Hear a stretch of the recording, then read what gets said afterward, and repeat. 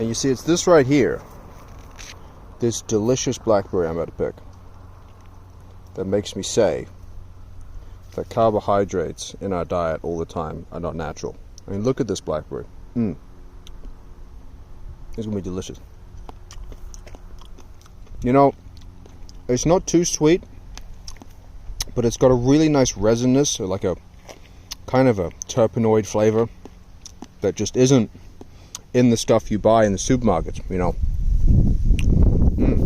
But, you know, these are ripe, maybe 1-2 months max a year. You know,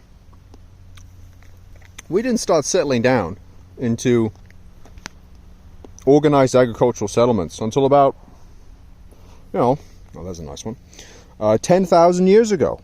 That's when we started to, you know, that was the Neolithic and Mesolithic periods after the Paleolithic. You know, the Paleolithic was basically from the dawn of man until about 10,000 years ago. I mean, depending on the region you're in. So, you know, we've only had domesticated carbohydrates, you know, things that we can basically get enough of to store up, to eat, you know, all year round. You know, things like wheat or rice or barley or whatever. If you were going to be gathering up these blueberries or wild grains or whatever, you know, you probably wouldn't have enough to last you the whole year. You'll probably be, if you're a hunter-gatherer, you know, let's say 20, 30,000 years ago, you'll be following the animals as they move across, because they're your food, right? Because we as humans are not designed for high carbohydrate diets. They're toxic. And even though, you know, nowadays it's really difficult to have a diet that has no carbs in it, you know, it's manageable. You can eat low GI stuff. You can eat, you know, instead of having bread or white rice, you can have brown rice or sweet potato or these kind of low GI sort of foods. And that is actually the way we're meant to be, and that is also the easiest and quickest way to lose weight. You get most of your calories from animal protein and fat, you know, let's say 60% or more, and then you get the rest from carbohydrates that take a long time to break down in your system, to hydrolyze. Is that the right word? Hydrolyze with the amylase, starches. So, you know, 10,000 years is not a long enough period for our bodies to fully adapt to this stuff, you know, and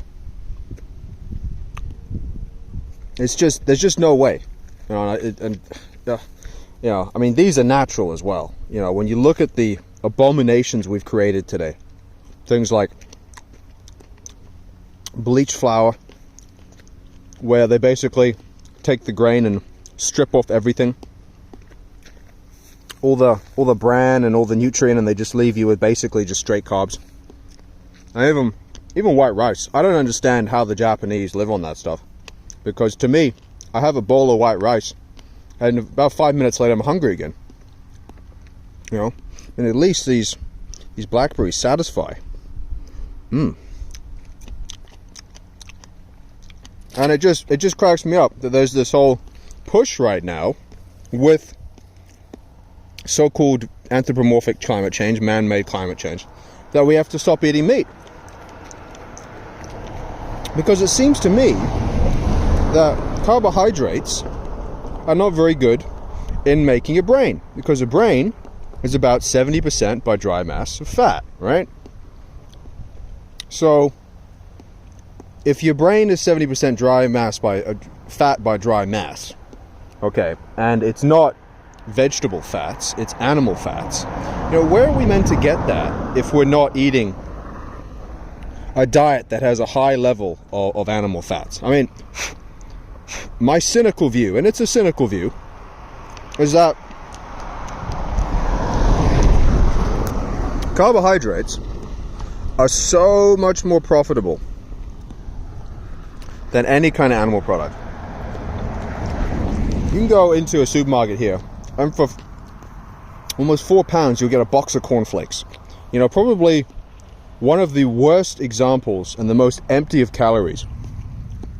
But if you go over to the fruit section, sorry, the meat section, if you go over to the meat section, you can get 6 good quality, 20% fat beef hamburgers grown in Scottish cows, in Scottish pastures, like that one over there somewhere,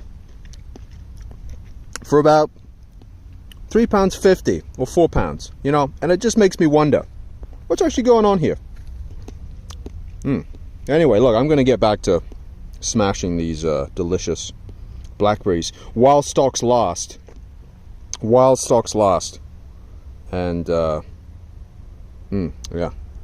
Anyway, see ya.